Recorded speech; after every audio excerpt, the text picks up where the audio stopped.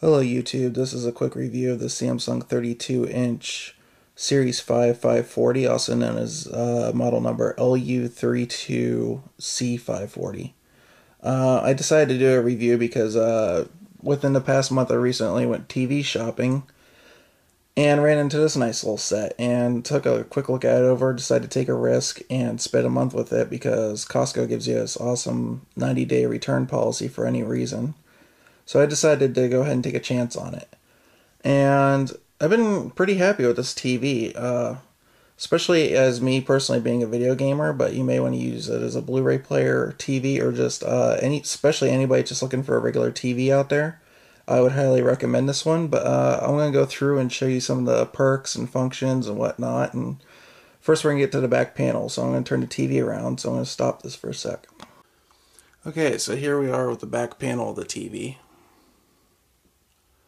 And one of the things that surprised me when I took a look at it in Costco is the back panel is actually metal, which you don't see too often in any consumer electronics, that they would go and upscale this to metal. Most of the ones I see at 32 inches, and especially this being an entry-level TV, are usually like plastic to try to cut corners wherever they can, but they didn't with this TV, which is pretty nice.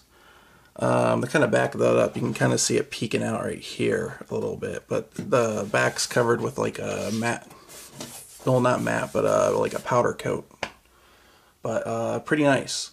One of the other things that's nice about this for being entry level is the amount of HDMI ports. There's actually 4. There's one here, one here, one here, and there's actually one on the side, which is having a hard time focusing. There we go.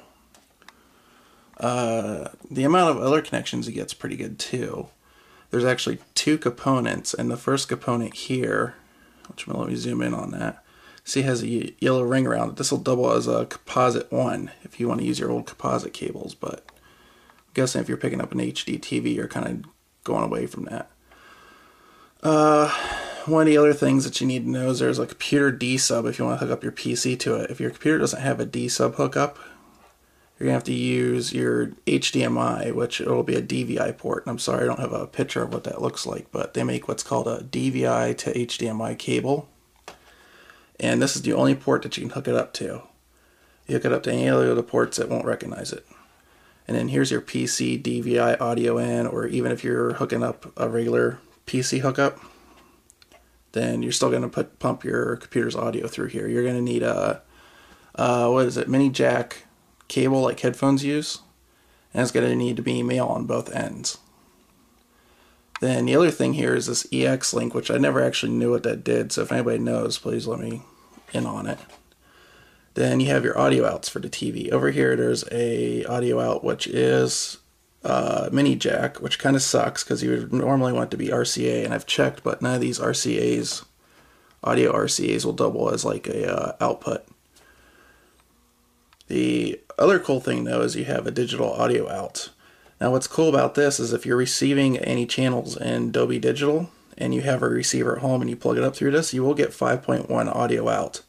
However, if you have something like a Blu-ray player or whatnot, you don't want to directly hook it up to your TV, because I found out with my PlayStation 3, if you hook it up directly to the TV and then output through the TV, you only get 2 channels of sound. Why it is, I don't know, but it is kind of nice that you can get full surround sound TV out of this out. And then of course you got your antenna hookup. Now on the sides, the side panel has one more composite hookup.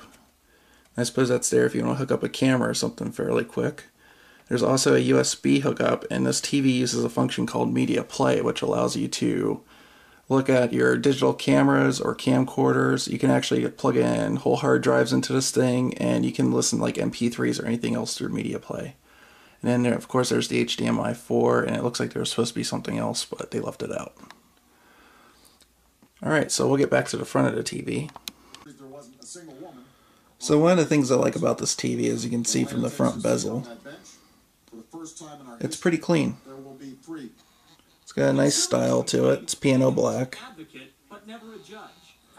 The stand's actually pretty cool. It'll swivel 20 degrees in either direction. The front has these touch-sensitive buttons, which aren't actually clicky. They're just, I don't know, some kind of sensor detects when you're touching it.